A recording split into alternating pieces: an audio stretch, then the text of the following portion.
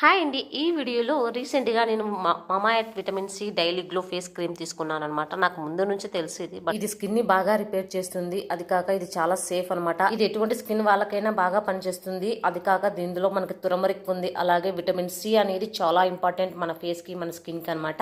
మన స్కిన్ ని చాలా గ్లోగా, హెల్దీగా ఉంచడానికి చాలా బాగా పనిచేస్తుంది ఇది. ఈ క్రీమ్ వచ్చేసి మనకి మామా ఎర్త్ లో 250 రూపీస్ అలా ఉంది. మరి 10% ఆఫ్ అంటే మినిమం మనకి 220 అలా ఇవ్వచ్చు. నేనైతే దీన్ని మీషోలో తీసుకున్నాను.